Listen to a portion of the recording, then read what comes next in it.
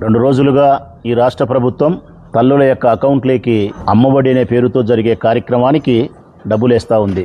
గల చంద్రబాబు నాయుడు పేరు మార్చి తల్లికి వందనం అన్నప్పటికీ కూడా అది మీకు నాకు గుర్తుండదు. గుర్తు తెచ్చుకుంటే కానీ ఆ పేరు రావడంలే.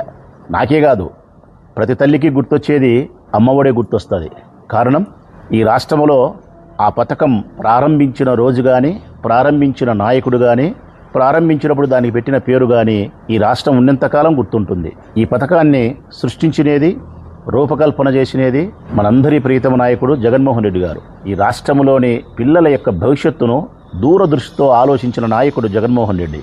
వారి యొక్క ఆలోచనలో నుంచి ఉద్భవించిన పథకమే అమ్మఒడి. మీరు పనికి పంపొద్దు, మీరు పనికి పంపితే వాడు సంపాదించే డబ్బు కంటే నేను 3 ఇంతలు ఎక్కువ ఇవ్వగలుగుతా అని చెప్పి 15,000 రూపాయలను ప్రతి తల్లి అకౌంటుకు వేసేదానికి, అమ్మ ఒడిలో వేసేదానికి సిద్ధపడి అమ్మఒడి కార్యక్రమాన్ని తీసుకొచ్చినాడు. 2,000 రూపాయలు స్కూల్ యొక్క మెయింటెనెన్స్కి తీసేసి తక్కిన 13,000 రూపాయలు అమ్మకి ఇచ్చినాడు. ఇది నాటి అమ్మఒడి.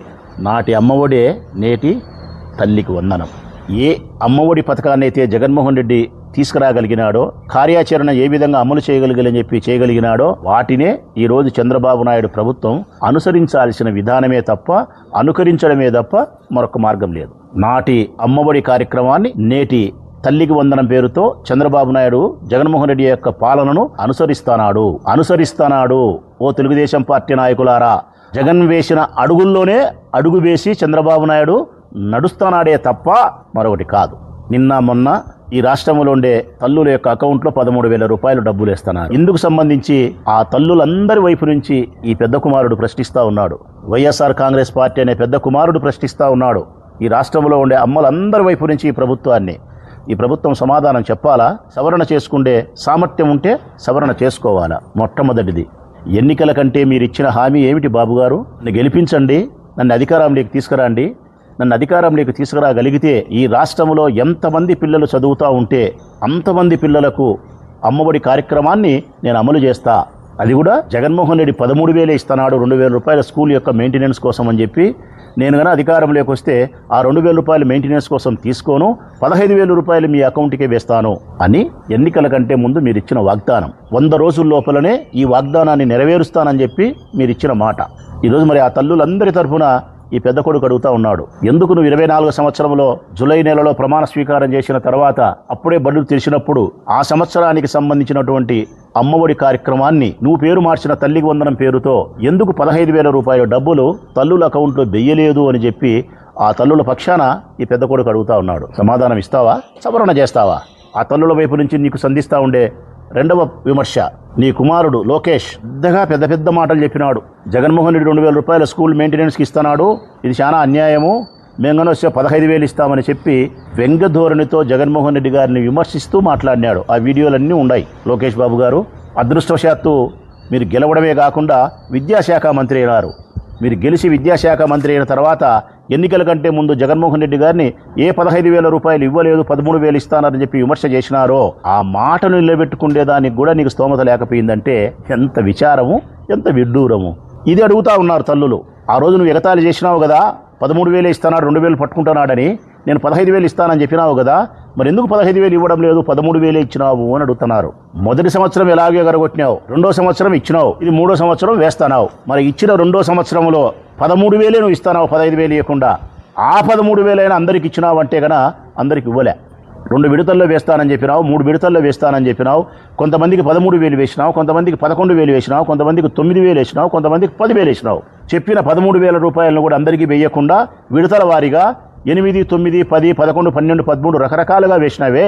ఆ రిమైనింగ్ బ్యాలెన్స్ ఎప్పుడు ఇస్తావు అని అడుగుతున్నారు.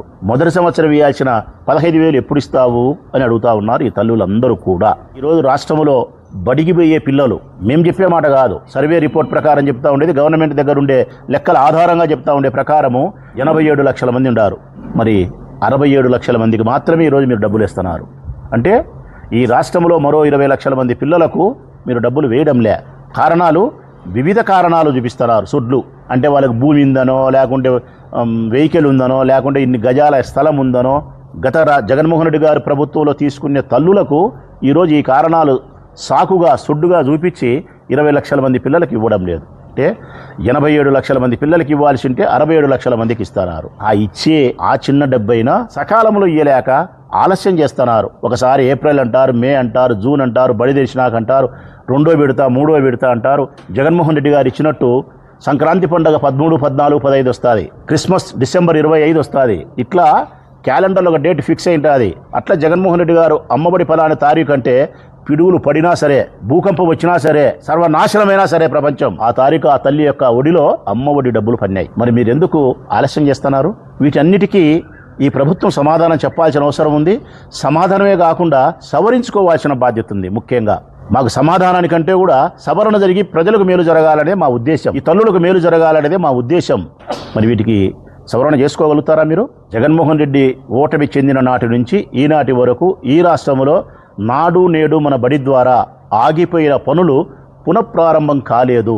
ఇదేనా నారా లోకేష్ గారి విద్యాశాఖ మంత్రి గారు చంద్రబాబు నాయుడు గారి నేతృత్వంలో విద్యకి వీస్తూ ఉండే అగ్రతాంబూలం?